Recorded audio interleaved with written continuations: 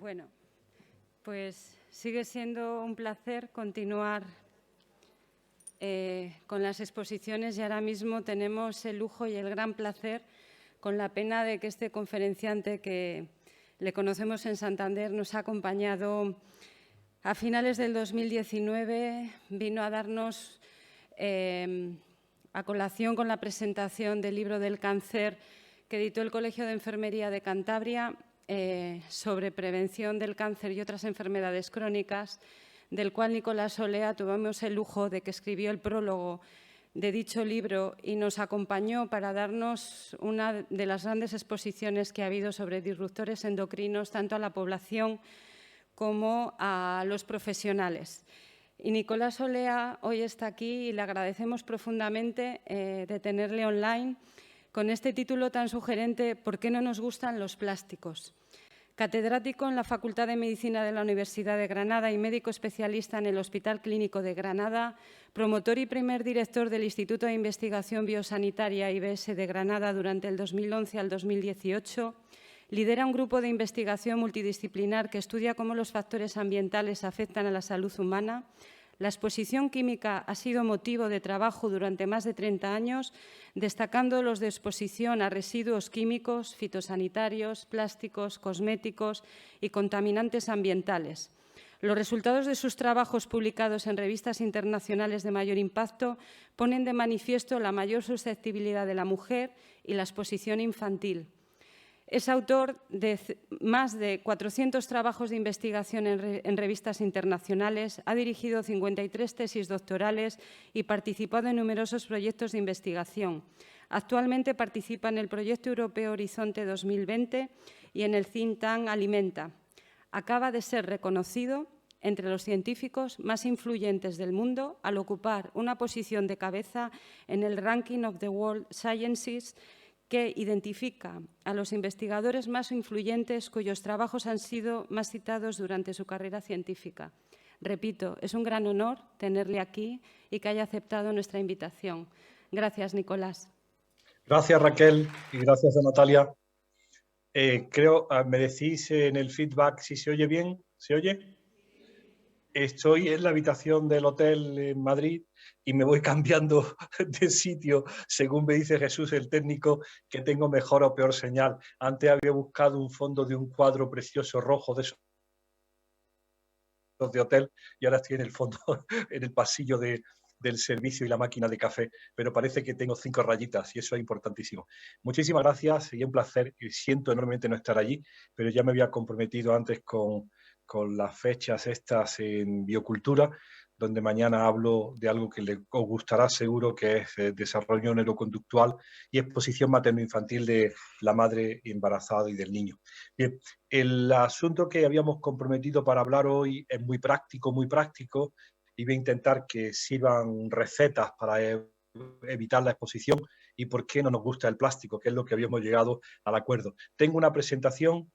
Jesús, si te parece, comparto pantalla y me decís si se ve. Esta es la presentación. Afortunadamente yo me veo también y veo la sede del Congreso, me hace más fácil comentar.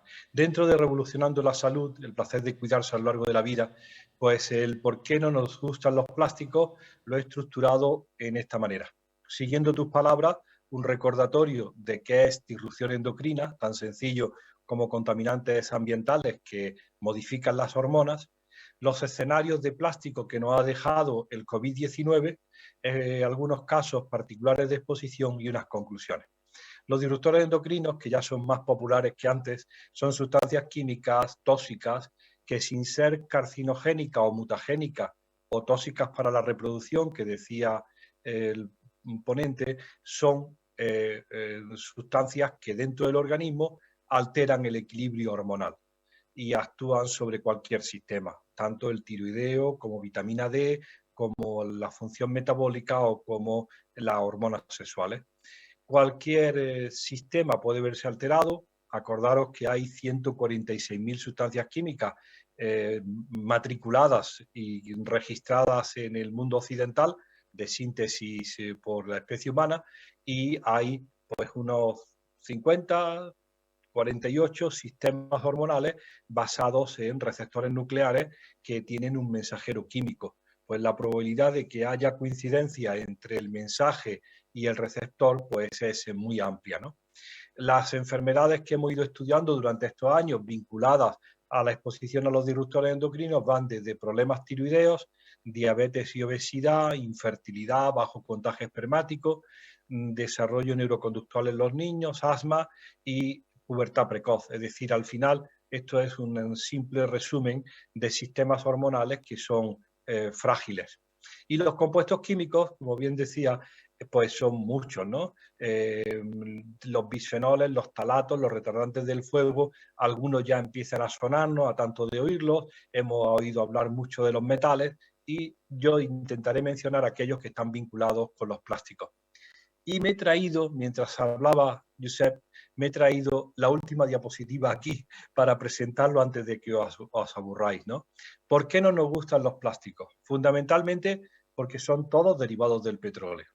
Es decir, es caer de nuevo en la trampa de la revolución industrial, los combustibles derivados del petróleo y compuestos que le han salido en lo que llaman ellos la química fina.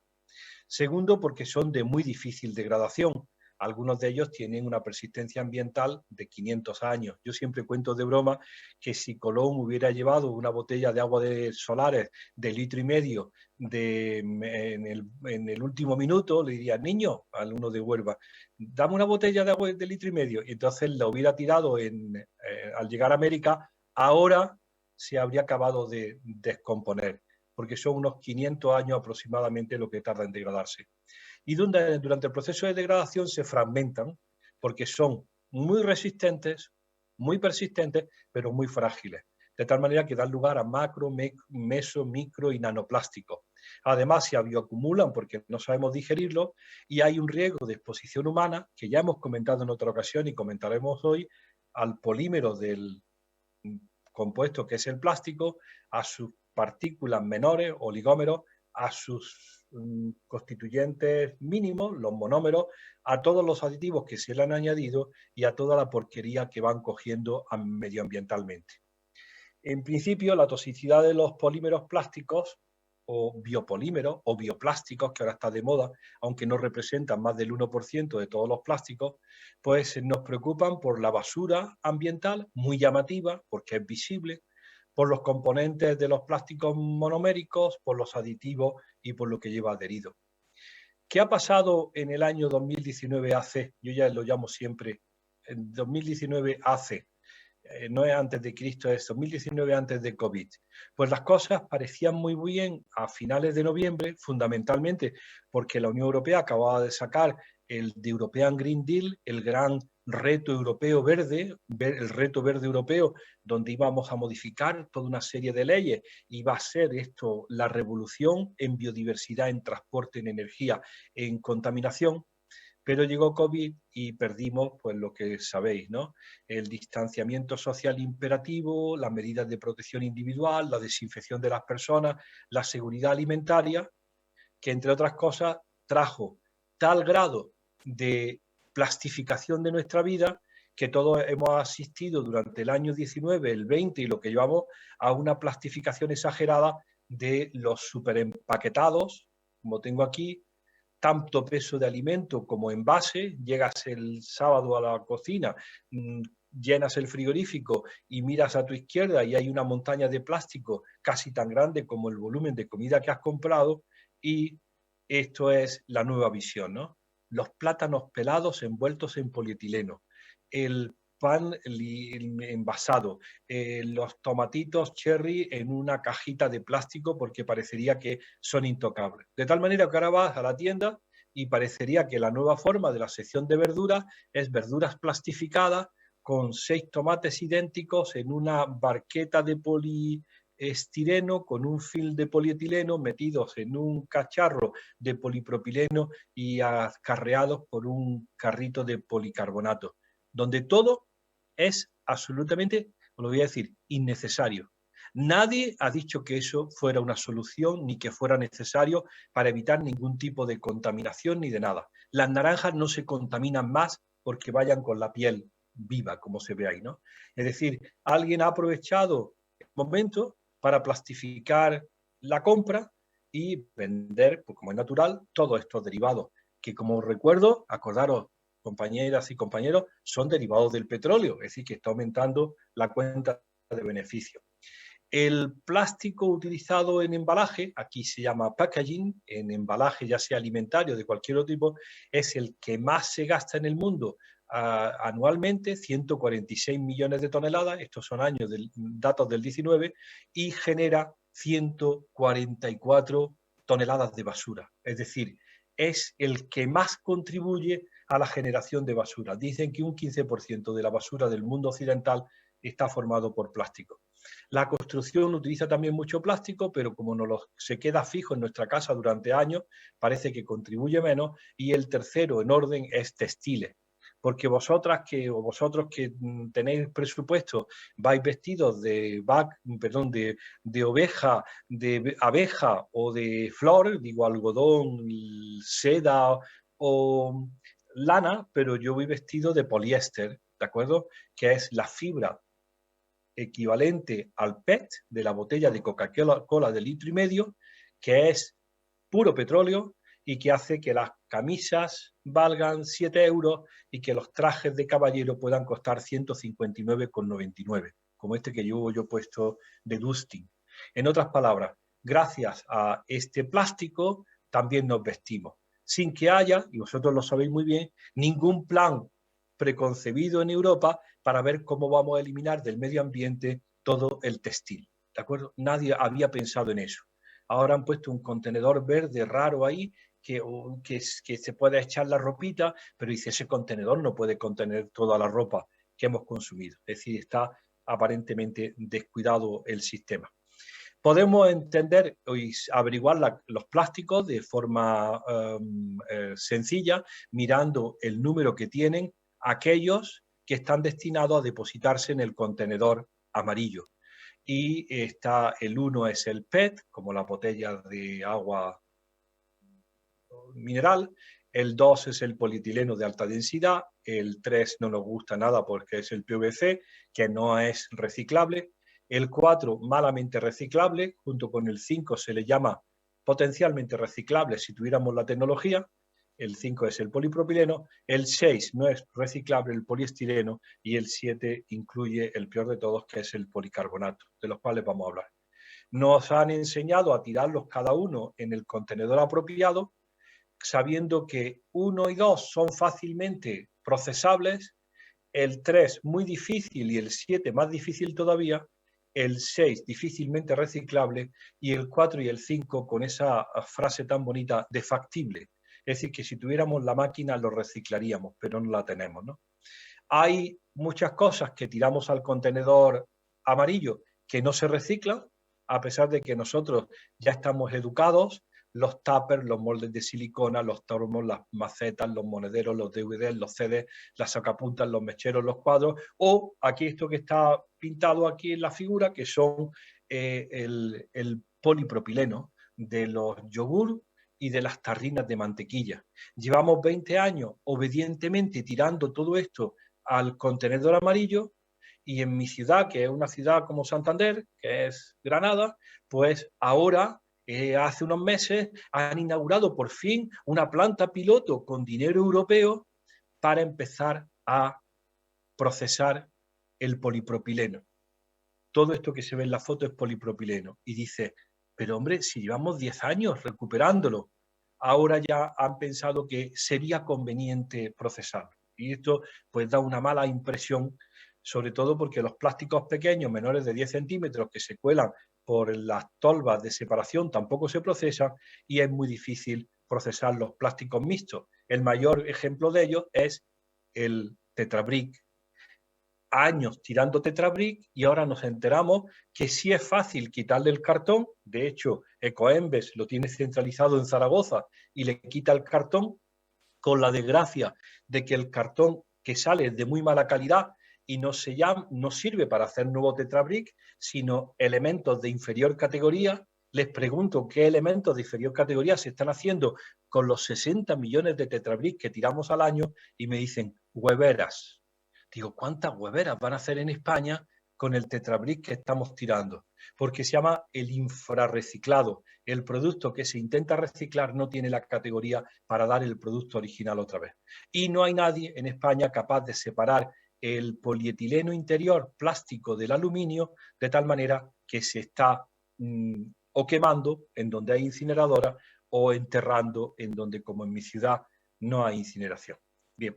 Hay un problema enorme con el PVC dedicado a los cables. Cuando alguien quiere ver el PVC, pues uno se asoma debajo del fregadero y ve unos tubos grises y dice, mira, eso es PVC. Y dice, ¿cómo es posible que ese PVC que lo aserró el fontanero con una sierra para buscar los pedacitos sea el mismo que une mi ordenador con la pared, con el cable de la electricidad y todos los cables que están debajo de la mesa de mi despacho?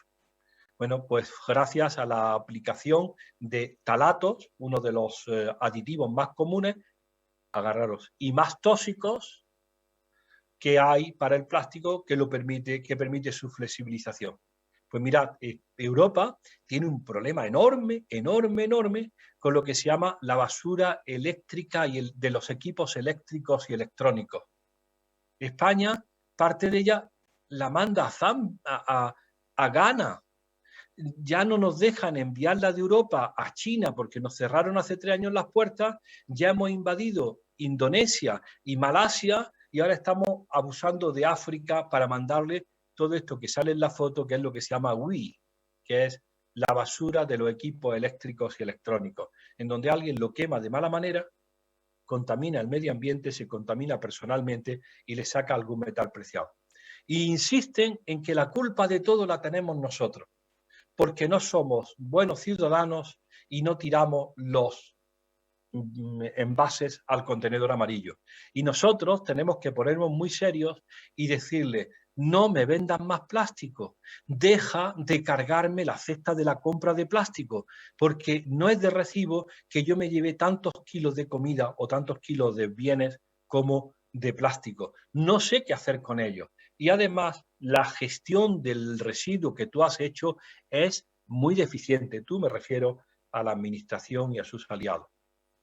La exposición a plásticos tiene consecuencias. Yo siempre enseño el cachalote de Castelldefels en Granada, que se había comido 27 kilos de plástico de invernadero hace 2 años y que el zoólogo le hizo la autopsia y dijo, el pobre se creía que estaba comiendo calamares. Los pececitos de tamaño menor, como este de Menorca, que tienen mesoplásticos, plásticos de varios milímetros, o la gran tragedia de la cosmética, generando miles de millones de microplásticos de diseño para las cremas abrasivas y la pasta de dientes. Y una vez diseñado, la Unión Europea no sabe dónde esconderse para ver cómo puede retirar esto de los cosméticos y que no sigamos escupiéndolo en el fregadero, en el lavabo y que al final acabe contaminando el medio ambiente. Ahora ya sabemos que solamente flota, a ver, compañeras y compañeros, solamente flota el 35% del plástico que hemos tirado. El otro 65% pesa más que el agua y está en el fondo del mar. Ya han pichado en el mar de Alborán, aquí en Santander, y ya han visto que fundamentalmente nuestro fondo marino es poliéster. Si alguien duda todavía lo que es el poliéster, y hay alguien de la edad de Josep o mía, que se acuerde del tergal, ¿de acuerdo? Que era con lo que nos empezamos a vestir en los años 70 para no tener que pagar algodón o lana. El tergal viene de poliéster, y gal, porque era galo, lo habían inventado los franceses, ¿no?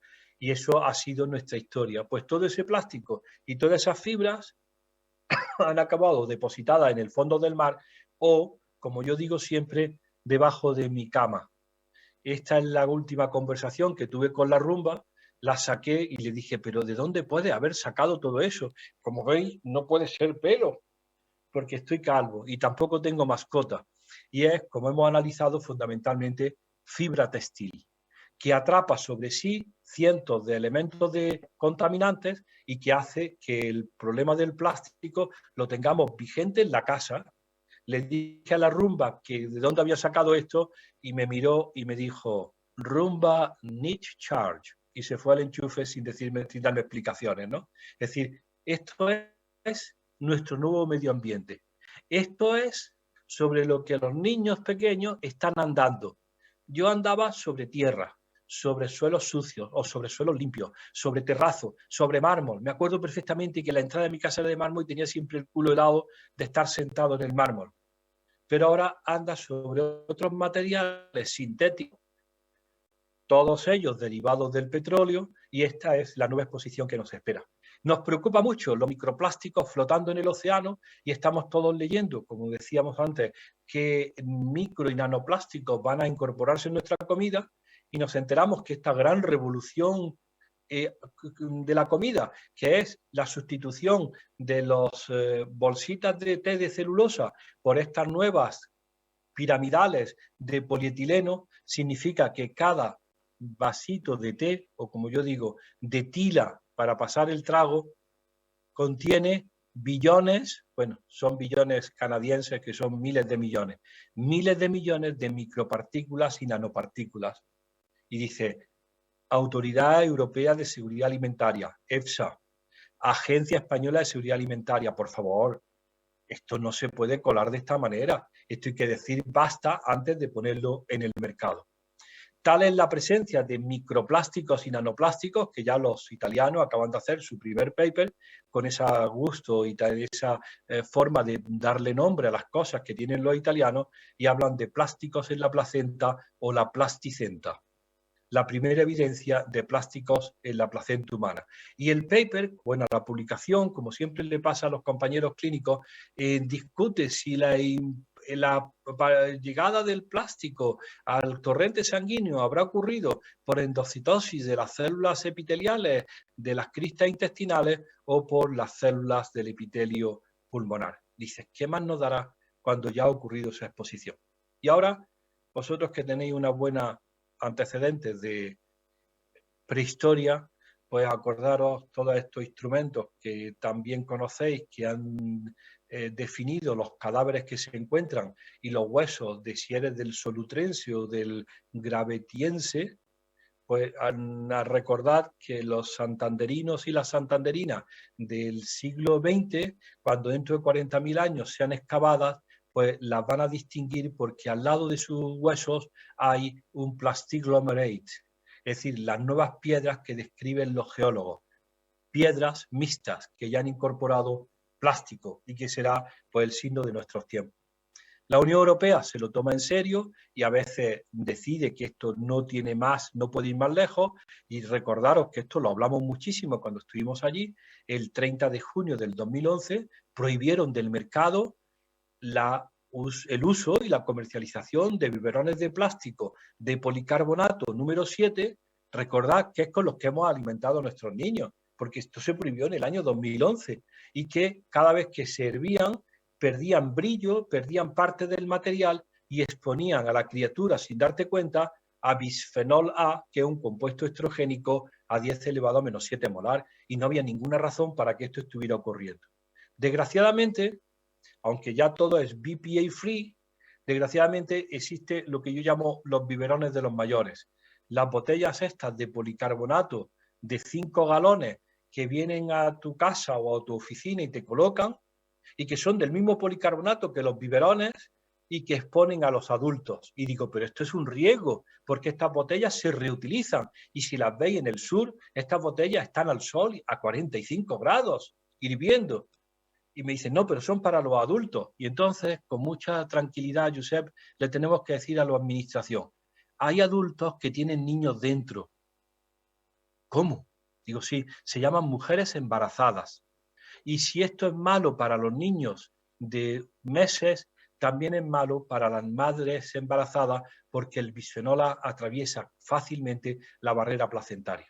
Aquí están los niveles que suponen las botellas de policarbonato frente a las de PET, en donde se alcanzan 6.452,8 nanogramos litro de bisfenol A. Hemos luchado para que las latas de conserva, desde las de Santoña hasta los guisantes de Murcia, suprimieran las resinas epoxi de bisfenol A de su interior, y esto se ha revisado por la Unión Europea. Fijaros en el 2006, en el 2008, en el 2010 y en el 2011, hasta que definitivamente el 12 de febrero del 2018 se dice que ya no va más, que ya no van a permitirse por más tiempo la presencia de BPA en los barnices o revestimientos aplicados a materiales y objetos destinados a entrar en contacto con comida para lactantes o preparados de continuación. Menores para niños menores de 3 años. Y yo digo siempre, si tienes 3 años y un día, que te den bisfenol A. Dice, esto no puede ser así, porque si tú sigues manteniendo el bisfenol A en el recubrimiento del interior de las latas de conserva, cualquier adulto está expuesto a ese bisfenol A y muchas veces son los jóvenes. Paso rápido sobre el papel térmico, porque ya está tratado y lo hablamos bien en Santander. Recordad que el papel térmico es una mezcla de bisfenol A con un revelador y por tanto hay un riesgo importante de exposición de la mujer joven, sobre todo de los cientos de miles de mujeres trabajadoras que trabajan como cajeras. Yo recuerdo cuando iba a mi supermercado y iba a la pescadería y la pescadera se empeñaba en meterme el ticket de bisfenol A con los boquerones y le decía, no, por favor, grápalo fuera o me lo das en la mano, pero no me lo metas con el agua de los boquerones porque veo cómo se va manchando de agua y cómo va liberando bisfenol A. Pues bien, en el año 2014 lo prohibió radicalmente Francia para proteger a tantas jóvenes trabajadoras y España se ha esperado al 1 de enero del 2020. Dice, pero ¿hay alguna razón para que la población española aguante 6 años más de exposición? Y mirad qué desgracia. Todo el papel térmico de las cajeras, de las cajas y de las máquinas registradoras o de las máquinas tan famosas ahora de la tarjeta de crédito, en toda Europa están marcadas si el papel realmente está libre de bisfenol A y se llama San BPA o BPA Free, y en España no se ha marcado. Y le digo a la administración, ¿pero por qué no se ha marcado? No lo hemos creído conveniente. Dice, pero ¿por qué no haces una declaración clara de que no va a poner más bisfenol A? Bueno, y además nosotros hemos trabajado en esto y ya han encontrado los sustitutos que son el bisfenol S y el bisfenol F.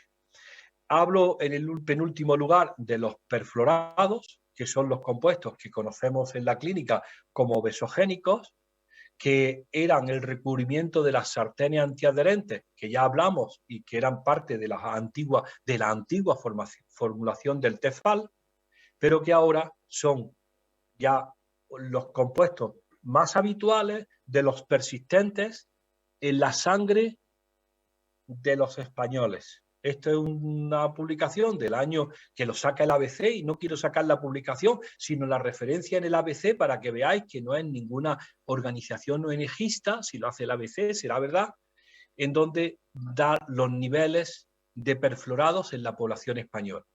En el ABC están muy contentos porque Cataluña, Bilbao, el País Vasco y Galicia, los que hablan distinto, son los que más tienen y después le siguen los santanderinos, ¿vale? Y sus amigos, los asturianos. Y después los valencianos, Josep. Bueno, el caso es que estos son los datos y todos están tranquilos.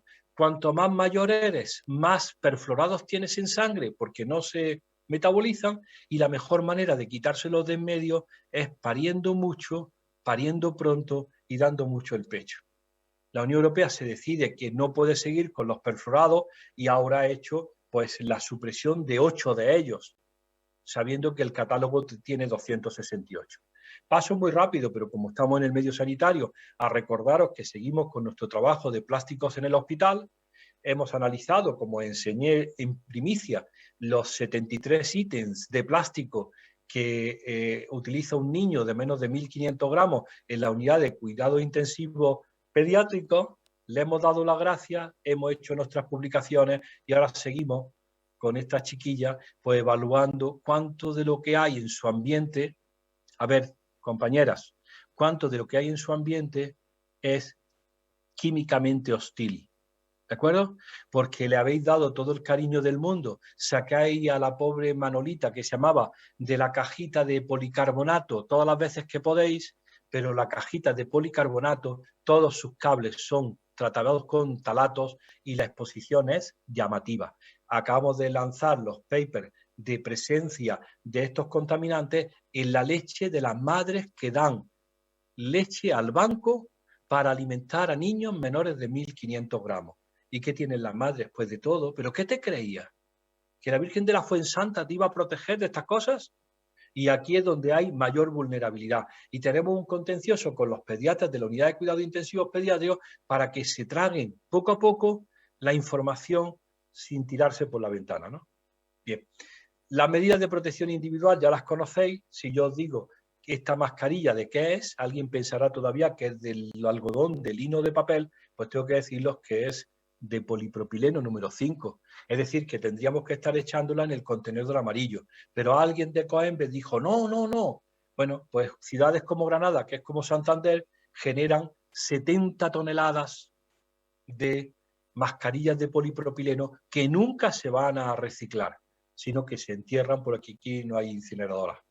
Por último, la exacerbación de la desinfección externa pues nos ha traído viejos fantasmas, como es el uso del fenoxietanol, y estas imágenes que nos parecían dramáticas de la posguerra, la pobre niña tratada con DDT, las reproducimos ahora con un señor o una señora vestida con un EPIC y utilizando un producto rico en fenoxietanol para darle las manos de la criatura de la niña. Y dice, tío, por favor, empieza a ponerle un poco de orden a estas cosas. ¿No te habían dicho que la clave era lavarte las manos? ¿Por qué ese abuso de los compuestos químicos cuando mirad la composición del que tengo yo en mi hospital? Etanol, fenoxietanol, cloruro. Y dices, pero ¿para qué le pones fenoxietanol si habíamos dicho que era acetanol al 70%? Porque el fabricante ya añade cosas de su parte para hacerlo más caro. La generación de residuos plásticos, incluidos los EPIs, han tenido una pésima gestión ambiental y la tienen siguiendo, incrementan la exposición y hay un gran olvido de la susceptibilidad individual, fundamentalmente de los niños. El doctor Olea dice que los niños españoles mean plástico, la gente se asusta, me insultan desde el público los padres, porque han mirado en la escupidera, en el orinal, y no hay piezas del Playmobil. Porque cuando yo digo que mean plástico, ellos empiezan a encontrar el casco del bombero. Digo, no, lo que mean son los monómeros de ese plástico. Y como decía Josep, que ya me analizaron junto con estos ilustres de aquí, de toda Europa y Macaco, pues yo también meo plástico todos los días, junto con otros cosméticos que ya os diré. Para acabar, los efectos, que tengo que hablar un pelín en efectos y me queda un minuto, pues son fundamentalmente en la mujer. Y eso es algo que me ha llamado tremendamente la atención. La precocidad en el desarrollo sexual casi siempre en las niñas, la endometriosis, los fibromas, la disfunción ovárica, la subfertilidad, el cáncer de mama, el cáncer de vagina, y en aquellas enfermedades que son comunes al hombre, la prevalencia es terriblemente favorable a la mujer. SQM 1,8, hipotiroidismo 1,19, hipovitaminosis D 1,2. Es decir, que al final, por alguna razón, hay una mayor susceptibilidad. No sabía cómo explicar esto porque generalmente lo cuento en 50 diapositivas, pero mi hija que trabaja en Manhattan me mandó esto y dice, padre, esto te va a servir. Se lo cuenta a tus compañeras de Santander. Los estereotipos de género condicionan una vivencia diferencial entre hombres y mujeres y dejan a la mujer en una situación muy difícil con respecto a la exposición química ambiental. Dice esta chica en un TikTok, yo no tengo TikTok y por eso está fijo, ¿no? Dice, ¿cómo de genuinas somos las mujeres? Está ahí cansada con su niño dormido y dice, mi marido y yo estábamos que nos moríamos. Dolores de cabeza, dolores articulares, era el final. Mi marido pensaba que se moría. Yo pensaba, mañana me baja la regla. Al día siguiente, los dos fueron diagnosticados de COVID. Para que veáis la diferente forma de considerar enfermedad que tienen los diferentes géneros, ¿no? Uno esperando que sea lo habitual, el otro el fin de sus días, ¿no? Al final era el COVID. Todo esto convierte a los efectos de disrupción endocrina clarísimamente en una cuestión de género. Y ya, si decide ser madre, ya me habéis enseñado a fuerza de disgusto que es diferente una mujer de una madre, vale, ya lo sé, ya sé. Pues si decide ser madre, la exposición materno-infantil a estos compuestos químicos con actividad hormonal es un experimento 3 en 1, porque se expone la madre, se expone la hija, pero se exponen también las células germinales de esa hija, de tal manera que puedes tener un efecto transgeneracional sin haber ningún tipo de daño genético, simplemente programación o epigenética. ya la última que quería traeros son las conclusiones. El uso de plásticos es una fuente importante de exposición a disruptores endocrinos, ya sea por el fragmento, por el oligómero, por el monómero o por los aditivos, y autorizado no es sinónimo de seguro, porque eso nos lo van a decir siempre. Oye, que esto es legal, que esto está autorizado. Y hay que decirle, si tú supieras por dónde va la legislación con respecto al conocimiento, como no es posible que el ciudadano maneje tantos datos, habrá que buscar información veraz y productos de confianza en donde enfermería tiene un papel predominante, porque enfermería es a quien se le preguntan las cosas. Después de una consulta de 3 minutos que no te han hecho caso, sales y te quedas haciendo una pregunta a ver si te aclaran algo de tus dudas. Y los sanitarios deben incorporar la hipótesis hormonal tanto en la etiología de enfermedades comunes como en las recomendaciones de prevención. Por último, como ya lo había enseñado, ¿por qué no nos gustan los plásticos? 1, porque es una dependencia del petróleo, durísima. 2, porque son persistentes. 3, porque se rompen. 4, porque se bioacumulan. Y 5, porque sus monómeros, oligómeros, aditivos y compuestos químicos son tóxicos. Gracias por vuestra atención.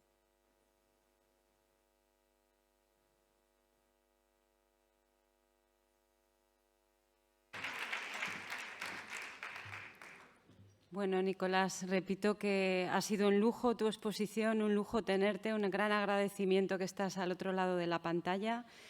Yo te voy a emitir desde aquí las preguntas que salgan desde el público y hasta que se lance alguna, me gustaría, estábamos hablando aquí, Flor y yo, ¿qué podemos hacer? ¿Alguna esperanza, Nicolás?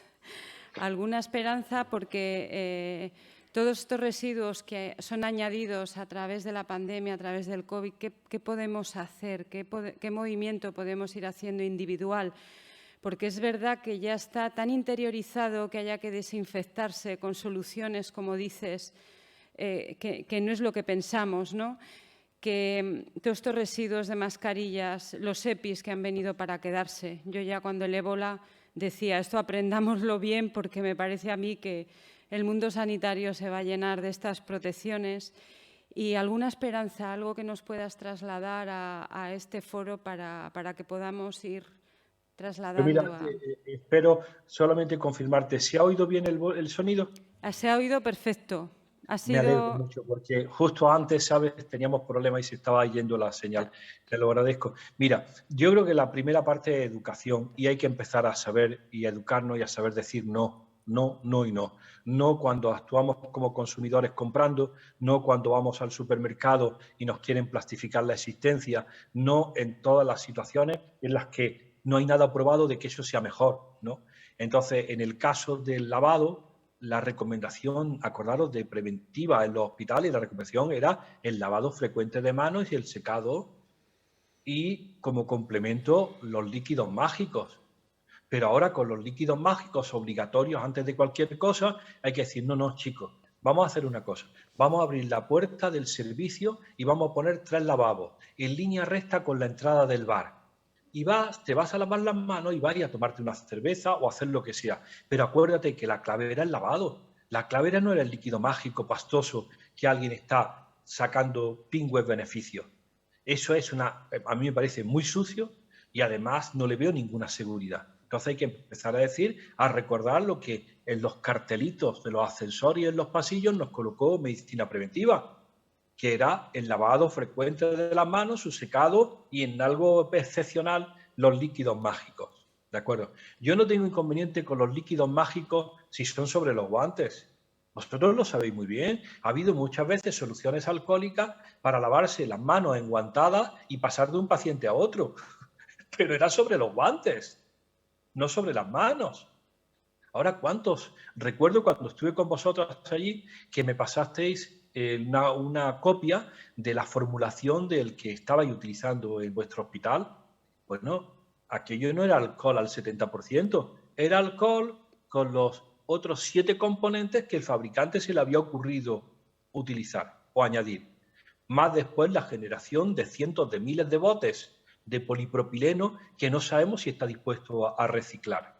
Es decir, al final todo esto, como tú has dicho, EPI, mascarillas y líquidos, ha aumentado enormemente el volumen de negocios de unos cuantos individuos y ha llenado las papeleras de basura que no es tratable porque teóricamente está contaminada.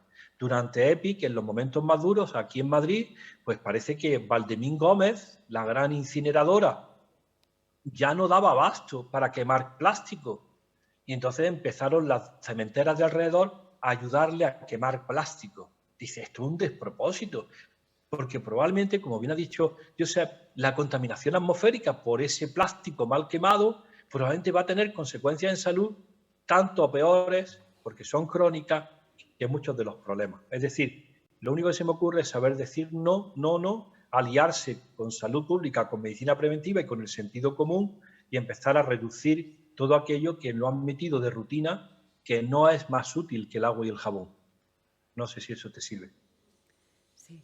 Tu colega Sergio Mejía quería hacerte una pregunta. No sé si directamente pasa su pregunta o la transcribo yo.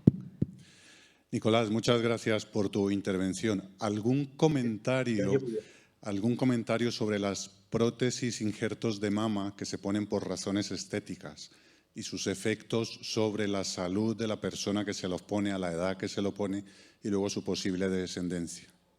Sergio, hay una revisión, te la voy a enviar, muy, muy reciente, el otro día, que saqué de algún colegio de cirujanos norteamericanos sobre prótesis mamarias. La mayor parte de las prótesis, además, en todas las edades y por todas las razones.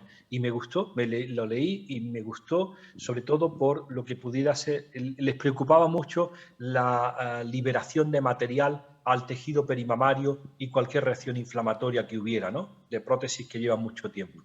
Mira, las prótesis son de silicona y muchas veces uno no sabe lo que es la silicona. Pues fíjate qué cosa más interesante. El átomo ganador en la superficie de la Tierra fue el silicio. Y el átomo ganador en los seres vivos fue el carbono. Acordaros en la tabla periódica, ¿no?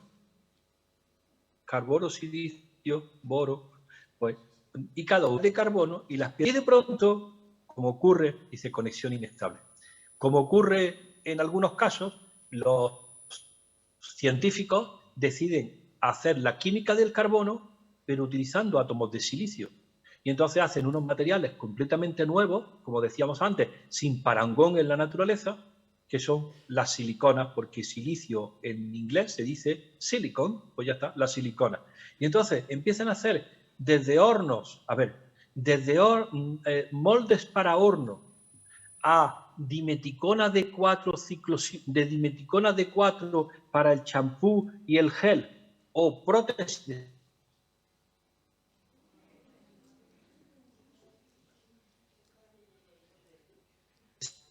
silicona para la mama o dimetil sin saber qué representa eso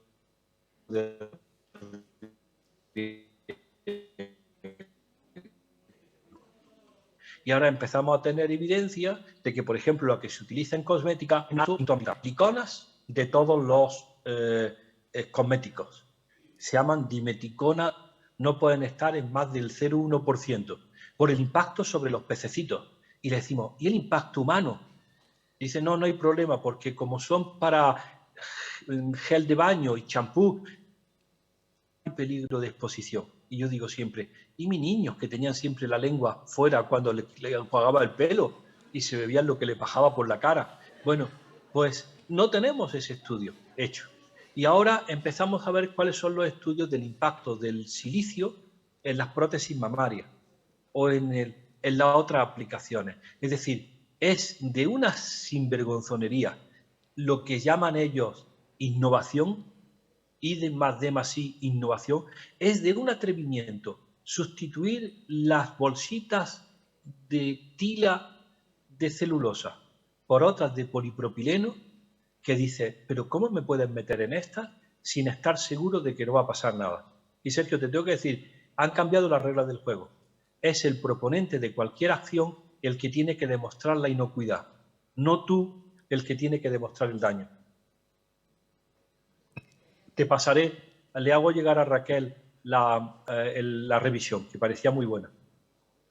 Gracias, Nicolás. Yo creo que, si os parece, permitimos las 2 últimas preguntas porque es un lujo tenerle aquí y vamos para el descanso. Muchas gracias No hace falta, no los dejes descansar. Sí. Que se queden, que se queden. Nada, quería decir, una exposición muy interesante y un sentido del humor estupendo. Mi pregunta era qué alternativa tendríamos a las mascarillas quirúrgicas y a las FFP2 que has comentado que tienen componentes que no son saludables. Gracias. Mira, lo más serio es eso, ¿no? Mira, a raíz de la presentación de las primeras mascarillas, que eran filtros, ¿de acuerdo? Sabéis que se llama, yo lo he aprendido, afieltrado, ¿no? Cuando está algo tejido, trenzado, es tejido, y cuando está aplastada la fibra, es afieltrado. Pues era polipropileno afieltrado, ¿bien? Pero como eso da poco dinero, porque al final está limitado el precio a unos pocos céntimos, le tienen que añadir propiedades milagrosas.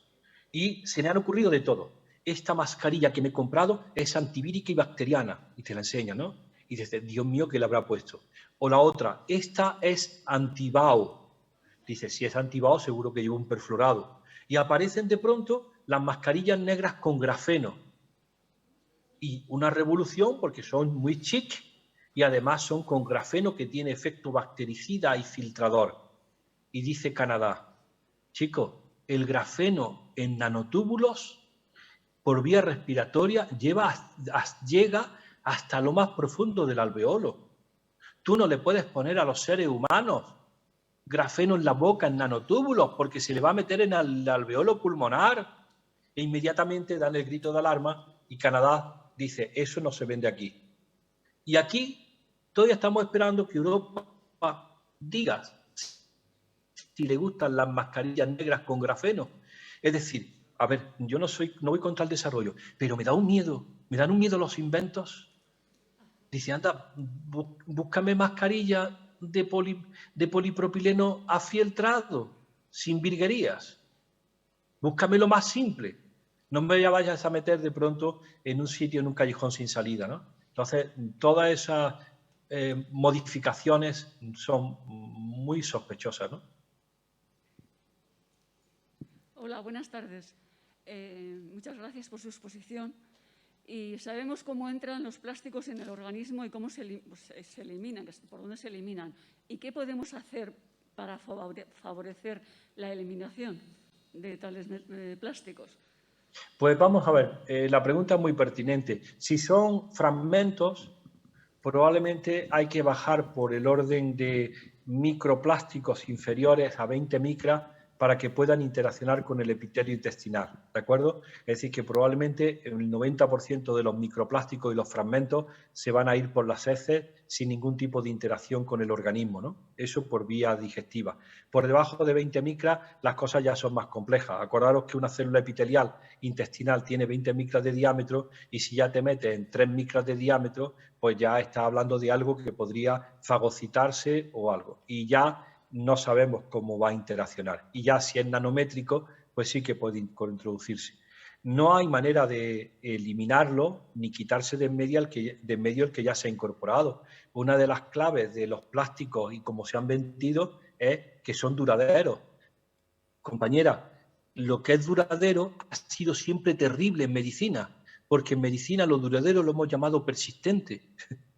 Los físicos y los químicos y los industriales contentísimos de algo que es duradero y los clínicos decimos, tío, que todo lo duradero ha sido persistente. Acuérdate del DDT, agricultor, incorpórelo usted al campo que dura para varios años. Tío, dentro de un organismo humano 40. Es decir, que nos da mucho miedo aquello que no es de fácil degradación. Y lo mejor para evitar su exposición es localizar las fuentes de exposición y empezar a eliminarlas, a decir que no, a no meterse en las comida plastificada, evitar todo el fast food, la comida rápida que está basada fundamentalmente en las características particulares del envase, no volver a comprar nada preparado. Nosotros tenemos una regla para comida, ¿te acuerdas que ya comentamos en la última vez que estuvimos? Come de proximidad, come de temporada, come fresco, no procesado, come ecológico y sobre todo, compañera, paga el precio justo por tu comida. Si pagas poco, te van a dar cosas de poca calidad. Yo siempre digo, cuando me dicen que ecológico o comer sano, comer delicado y elegir los alimentos es caro, digo, deberíamos de ponerle al precio de lo convencional lo que nos ha costado tratar tu obesidad, tu diabetes, tu cáncer de mama y el autismo de tu hijo. Cuando le pongamos todas esas externalidades a la comida convencional, comer ecológico te va a salir muy barato. Ya está, lo que hay que empezar es a saber decir no y a elegir. ¿Y por qué? ¿Quieres más razones? Pues si quieres cerramos la puerta y nos damos hasta las 10 de la noche para darte razones por las cuales esto no es sostenible. Que no es sostenible. Que ya, como digo, ya lo hemos jodido.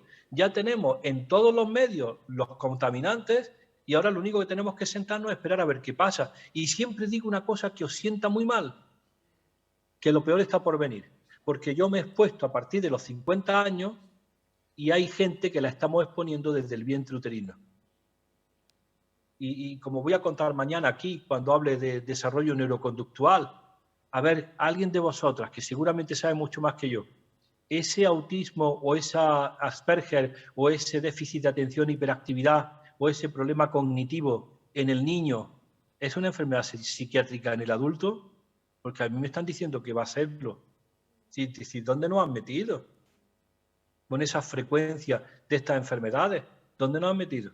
Y muchas de ellas, pues serán, como decía Josep, a ver, Josep lo ha dicho muy claro, nada es accidental, nada te lo ha mandado la Virgen de Covadonga o la Virgen de Torrelavega o la Virgen, no es un castigo, todos son tus hábitos y tus exposiciones. Bueno, Nicolás, estaríamos contigo, pero te convocaremos a volver a Santander, seguro. Mil gracias por todo este auditorio que te aplaude. Gracias. Ahora yo bajaré a tomarme un café, solo. Suerte mañana en Biocultura. Hasta pronto. Gracias. Bueno, chicos, nos tenemos que comprometer a venir. Perdón, Cristina. Un descansito y a ver si hay 5, tenemos que empezar. Tenemos que comer tiempo porque la tarde todavía queda y nos gusta cumplir. Salir a dar un paseo, podéis beber un poquito de agua y recordar... Y no os olvidéis del cóctel, que es después de que termine esta tarde.